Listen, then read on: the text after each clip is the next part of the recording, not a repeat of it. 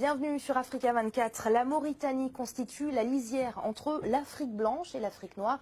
Elle voit vivre à l'intérieur de ses frontières des ethnies d'origine arabo-berbère et des ethnies d'origine négro-africaine. Une multiculturalité et une multiethnicité qui ne profitent pas toujours au pays. Les barrières entre ethnies sont visibles dans la société, parfois dans certains discours. Pour en parler, nous recevons aujourd'hui dans Décryptage Samba Thiam. Il est président des Forces de libération africaines de Mauritanie. Les Noirs mauritaniens ont toujours dénoncé des discriminations faites à leur égard au sein de la société mauritanienne. Comment définissez-vous exactement ces discriminations ? En vérité, il ne s'agit pas de discrimination entre noirs et blancs. Non, il s'agit d'une politique de discrimination, comment dirais-je, établie par le gouvernement mauritanien. Ce sont des politiques qui sont menées contre les négro-africains et pour les discriminer. Donc il n'y a pas de contradiction entre les arabo-berbères d'une part et les négro-africains d'autre part. La contradiction se situe entre les négro-africains et l'État arabo-berbère qui mène une politique pour les ségréguer. Cette politique, cette discrimination qu'on appelle par d'autres jargons du racisme d'État, se manifeste au plan politique, au plan économique, au plan culturel, au plan social. Au plan politique, nous sommes pratiquement absents des secteurs vitaux de l'économie, plutôt des hautes sphères de l'État. Nous sommes absents dans les grands joueurs de l'État, dans les grandes institutions de l'État. Pour résumer. Et au plan économique, nous sommes absents de l'ensemble des secteurs économiques de ce pays, privé, public, les institutions économiques, les sociétés d'État, nous sommes totalement absents, exclus. Et au plan social, nous n'accédons pas à l'emploi parce que simplement nous avons été pénalisés par un système scolaire où des réformes ont été mises en œuvre pour nous éliminer. Et nos enfants, s'ils vont à l'école, ils échouent, et parce qu'ils échouent ou à cause de l'arabisation, ces enfants ne peuvent pas accéder à l'école même s'ils réussissent. Et enfin, nous sommes éliminés ou exclus sur le plan culturel. Nous avons notre culture, nous ne sommes pas des Arabes, nous sommes des négro-africains qui ont la culture Pulaar Soninké Wolof reconnue, mais on ne nous donne pas les droits liés à cette culture-là. Si vous regardez autour de vous, au niveau des médias qui existent, des télévisions, toutes les télévisions de Mauritanie ont été octroyées à des Arabo-berbères.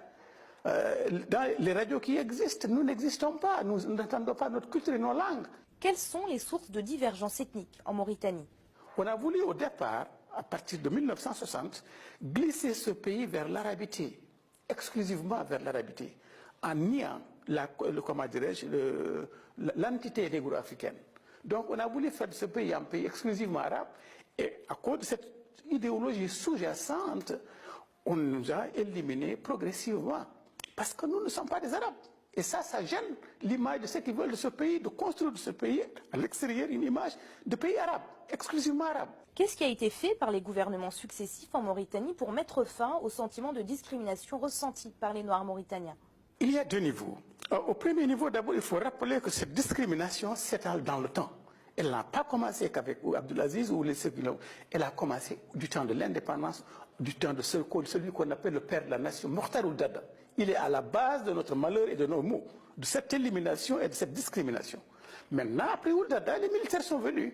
Et chacun des militaires a consolidé ce système-là. Nous l'appelons le système d'exclusion.